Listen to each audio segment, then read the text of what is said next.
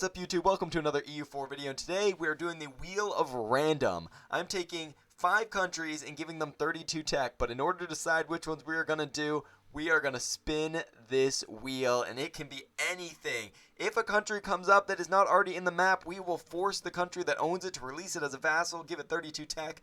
We will figure out a way to make it so whatever of our 5 countries get wheeled upon end up getting buffed. Wheeled upon? Is that a thing? What is wrong with me?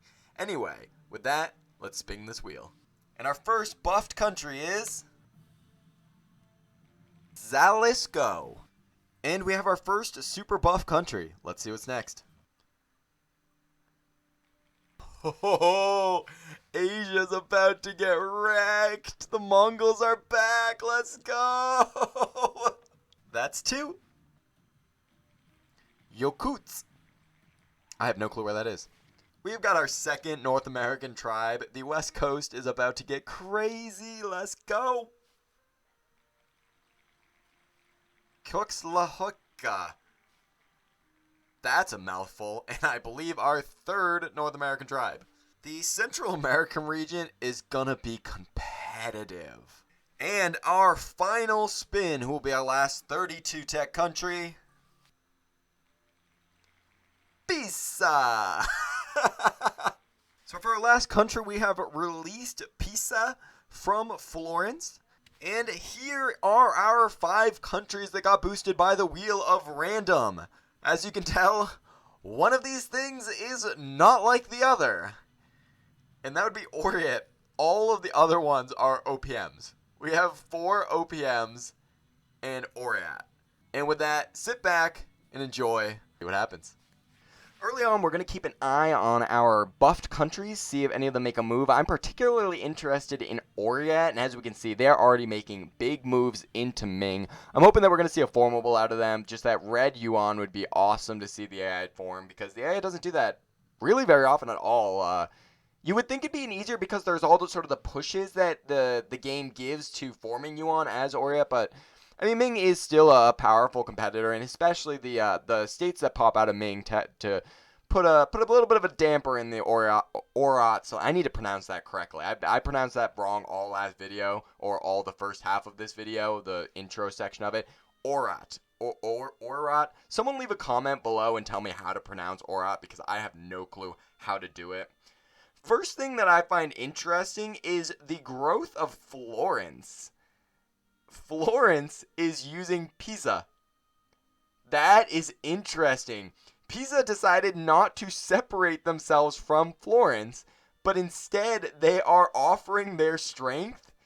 And we've got Florence they've taken Greece. They're pushing into Anatolia. That is, wow. I really thought that they'd get their independence. I thought that they'd be like, we are out, we are not doing this, but they decided to go for their independence. We also do have that purple country whose name I cannot remember, but that is one of the 32 tech countries in the Central American region.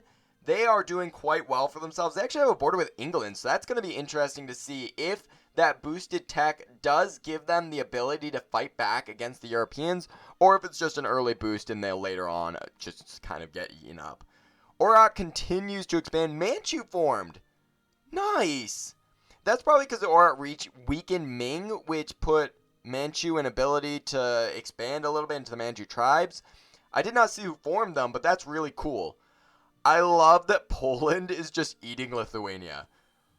Lithuania does not border a single country but Poland. They do have that slight border with water, but just completely surrounded. That's amazing. Sweden going hyper aggressive. I love that. That is fantastic. Uzbek is the great divider between the hordes of Orat and the rest of Europe and their safety. Italy has formed. Now, what is interesting, if Florence formed Italy, that means they would have absorbed Pisa. They likely do not have 32 tech right now. They just have all the benefits of being Italy in 1600. Being that sort of superpower. So they're going to be buffed, but not as buffed as they could be. If that was a 32 tech Italy right now, I would expect them to be going crazy. They have managed to destroy round Poland, and now it's just scattered all over Eastern Europe, Poland. That's unfortunate, but Lithuania is free. I don't know if a border with Italy is really considered free, but I mean, kind of, maybe. Callisto is the dominant power in North America. That is really cool to see. Seeing a native be able to sort of work that and take that boost, because it doesn't always work. But I think it being a Central American native sort of put them in a position to consolidate power. Because we can sort of compare it to the other OPMs that were in North America that weren't Central Americans. We had that one in California. They had no way to expand and therefore no way to really grow on their power. Callisto was able to unify that region and turn them into just an absolute powerhouse. There's also there's a purple country, some federation, the Erie Federation. That is cool. That is not a common tag. The Erie Federation, I like that. That's awesome. Italy's got really good name placement, and we're starting to get some borders with Orat. It'll be interesting. That might impede their ability to form Yuan. I do believe they need to push a little bit more into South China to get the last couple of places, and they've got about 100 years to do it. We'll see if they can manage to pull it off. Japan has taken advantage of a weakened Manchu, and they have taken some territory on Asia mainland, and also just in the absolute emptiness of Siberia. Sweden, I think, is actually, Sweden is colonizing, but they're colonizing Siberia, so we're going to get long Sweden. I love that. That is perfect. I love that Tunis does not control Tunisia. Italy's actually doing a really good job of Mare Nostrum, just completely surrounding the Mediterranean Sea there. That's cool to see. We've almost got, if we had let this run for another 100, 200 years, we might have seen a Roman Empire. The Commonwealth finally formed. I think that was Lithuania that formed it out of sort of the empty wasteland that was Poland. I also like, is that Galicia?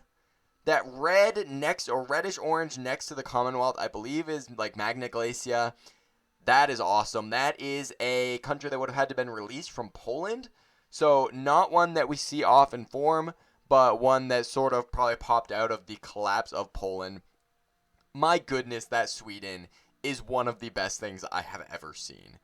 Can this happen all the time? Just giant, long, northern Sweden.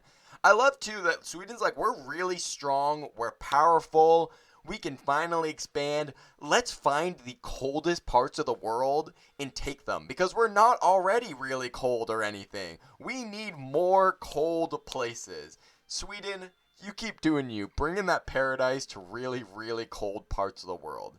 Did England take a chunk of, like, the Netherlands region? That is interesting. Either that or that could be... my name, it's just, they're completely blanking on the name. Burgundy, because it's the color burgundy. Either that or that's Burgundy, which actually looking at it now, it does look to be a darker red and is likely Burgundy. So, let's take a look. Biggest things to notice about Europe is Iceland exists. No, but really, Burgundy is strong. That Galicia Volhynia is absolutely fantastic. I love that Yarkand is just hiding in Orat. Jolof went sort of colonial by colonizing other Africans in Jolofian Southern Africa. Lisco, the great defender of the tribes. I love that they knocked out all the Europeans and left like half of the native tribes to just live their lives in this new paradise. The Erie Federation does still exist. They got pushed really far north, and they might be able to go to French Greenland if they really wanted to. Tupinamba. I don't think I've seen that tag before. The War of the Three Kingdoms has arrived in India. I can't get over how close we came to a Roman Empire. That would have made this video so perfect. So close. Culturally, a couple things to note. That Greek is absolutely amazing, that expansive Greek into the Crimean region. Sweden in the northern wastelands is awesome as well. Christianity did not do great. The Vijnana, that's not surprising, or really expanding that. Neotal, powerful religious bloc in North America. Dynastically, the von Habsburgs rule Austria, Sweden, and Ethiopia. Other than that, everyone sort of kept to their own dynasties.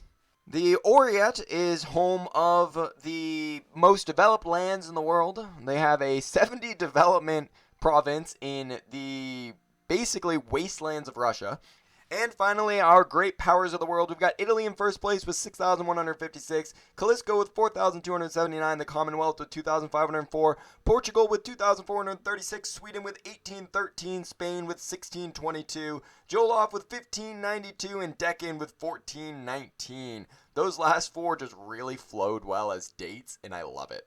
And with that, thank you guys so much for watching once again. Make sure to hit that like button, hit that subscribe button, leave a comment down below with an idea that you have for a future video. And hey, maybe you will see your idea pop up sometime in the near future. I'm looking for ideas. I'm looking for stuff that you guys want to see. Thank you guys so much for watching. I appreciate each and every one of you guys. I'll see you all in the next one. Wreath out.